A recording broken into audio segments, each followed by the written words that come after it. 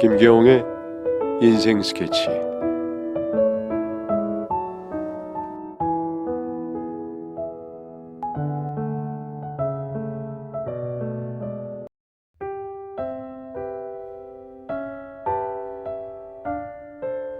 저는 어린 아들을 붙잡고 울었어요. 나쁜 사람들 하면서 말이죠. 이제 이 세상에 아들과 저 둘만 남았더군요. 저는 그 길로 어린 아들을 데리고 시댁으로 달려갔습니다. 갔더니 문을 걸어 잠그고는 우리를 들여보내주지도 않는 겁니다. 저는 대문 앞에서 어린 아들을 안고 울며 불며 애원을 했어요. 그 돈을 제발 돌려달라고 말입니다. 제발 돌려달라고. 그런데 시부모는 저를 경찰에 신고를 해버렸습니다. 남편 보상금 내놓으라며 행패를 부린다고 말입니다. 경찰은 저와 어린 아들을 보더니 어서 돌아가라고만 하더군요. 또 신고가 들어오면 자기들만 난처하다면서 말이죠. 다음날 다시 찾아갔더니 시부모와 시누이도 모두 어디론가 이사를 가버리고 아무도 없었습니다. 정말 눈앞이 캄캄했어요. 얼마 후 담보로 잡혔던 집도 은행에 다 날아가고 정말 6살 아들과 저는 길거리로 나가게 되었습니다. 저는 급한 대로 돈을 긁어 모아서 모텔방을 하나 구해 아들을 데리고 들어갔습니다. 당장 목돈은 한 푼도 없었으니까요. 밤마다 아들을 재우고 혼자 울었습니다. 정말 미칠 것 같더군요. 살면서 누구를 원망하거나 미워해 본 적이 없던 저는 처음으로 세상에서 사람이 제일 무섭다는 생각이 들었습니다. 모텔은 밤마다 이상한 소리들이 건물 여기저기서 들려요.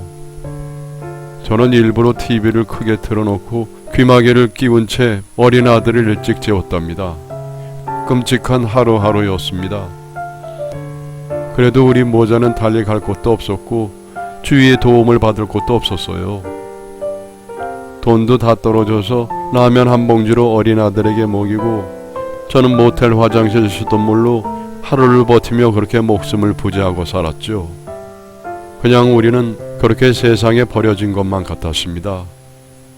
나이 40다 돼서 낳은 그렇게 귀한 어린 아들을 이런 데서 키우고 있다니 저 자신을 용서할 수가 없었습니다. 뭔가 잘못된 건지도 모르겠고 분노와 원망만 가득했습니다. 거기를 빠져나갈 방법도 생각나지 않았어요. 그냥 절망해버린 겁니다. 그러던 어느 날 소방서 오랜 지인이었던 동료 한 사람이 전화가 왔습니다. 남편의 유품이 아직도 창고에 보관되어 있다고 하더군요. 갔더니 작은 박스 안에 이것저것 남편이 쓰던 물건들이 들어있었어요. 저는 그걸 들고 모텔로 돌아와 아들과 같이 하나하나 보았어요. 보는데 눈물이 나 미치겠더군요. 남편이 쓰던 사무용품들, 제가 사준 볼펜, 우리 가족 사진이던 액자, 아들 태어날 때 초음파 사진이던 수첩, 우리 추억이 모두 담긴 블로그 주소. 제가 두 손으로 눈물을 흘리고 있는데 이것저것 뒤지던 아들이 작은 종이 하나를 주어 제 얼굴 앞에 놓고 보는데 로또 종이더라고요. 우리 남편이 이런 것도 살 줄 아는구나 싶은 게 새삼스러웠습니다. 저는 그 종이를 지갑에 넣고는 무슨 부적이나 되는 것처럼 다녔어요. 그냥 남편이 제게 마지막으로 준 선물이구나 싶은 게 아주 작은 희망 같은 거죠. 그래서인지 쉽게 확인을 못하겠더라고요. 불씨 같은 희망을 꺼버리고 싶지 않았던가 봐요. 얼마 후 아들이 어린이집에 간 시간대에 저는 인근 마트에서 겨우 시급제 아르바이트를 구해서 일을 했습니다. 어떻게 하든 일자리를 구해야 했으니까요. 그러던 어느 날 모텔에서 어린 아들을 데리고 있으니 손님들이 불편해 한다면서 나가달라는 겁니다. 저는 또 한 번 절벽에 부딪혔어요. 그래서 일하다가 쉬는 시간에 너무 막막해서 혼자 한숨을 푹 쉬고 있다가 혹시나 하고 로또 번호를 확인해 봤어요. 작은 불씨고 뭐고 그땐 그럴 여유가 없었거든요. 확인을 하는데 글쎄 2등 1억인 거예요. 아직 지급일이 한 달 남는 저도 모르게 그 자리에서 펑펑 울었습니다. 다른 직원들이 놀라 달려왔죠. 저는 말도 못한 채 그저 울기만 했습니다. 어린 아들 손을 잡고 당첨금을 수령하고는 아들이 그렇게 가지고 싶어 했던 레고 한 세트를 사주면서 다짐했어요. 다시 모든 걸 찾을 거다. 정신 차리자. 저는 아들과 제가 따뜻하게 지낼 수 있는 작은 빌라를 먼저 한 채 계약했어요. 그리고는 변호사를 찾아갔죠.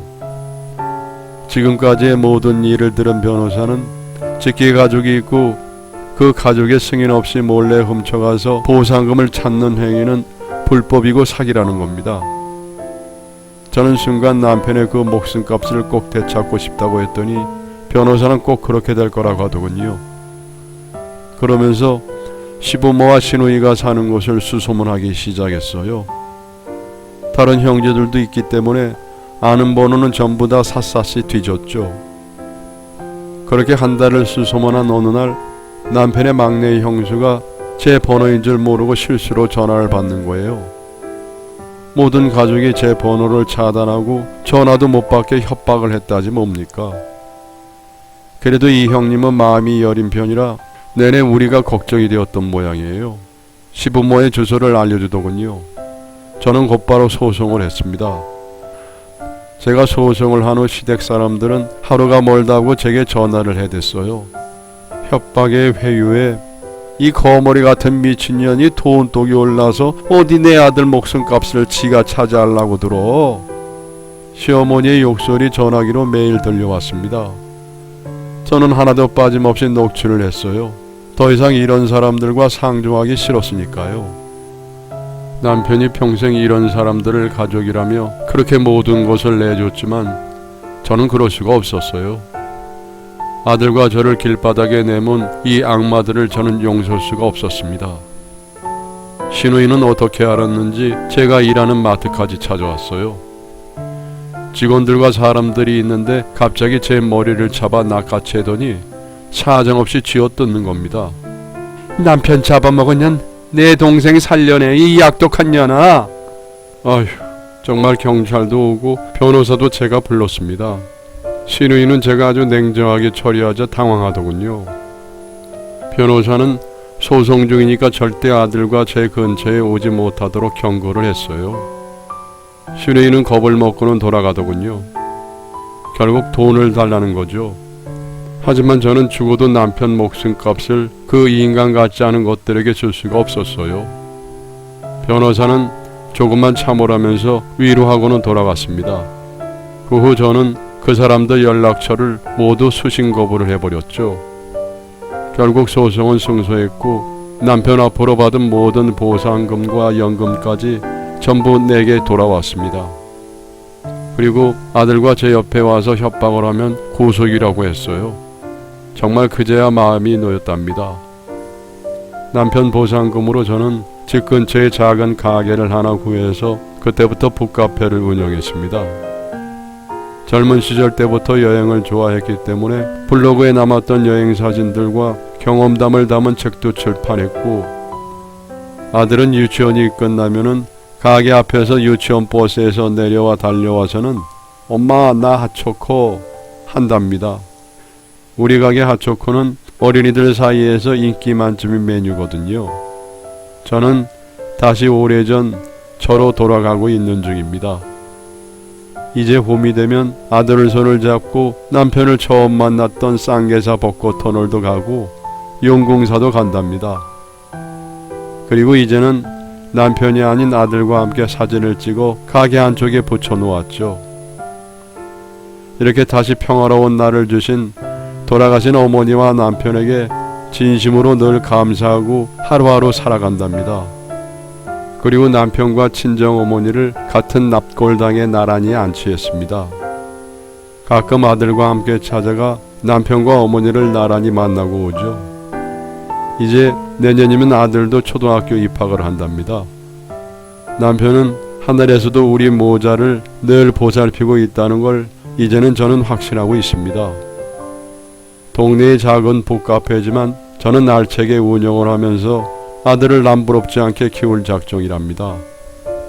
나중에 남편과 친정어머니를 다시 만나도 부끄럽지 않고 자랑스럽게 말입니다. 지금까지 제 사연을 들어주신 여러분께 진심으로 감사드립니다. 항상 행복하세요. 여러분의 사연을 기다리고 있습니다. 내용은 제한이 없습니다. 구독과 좋아요는 저에게 많은 힘이 됩니다.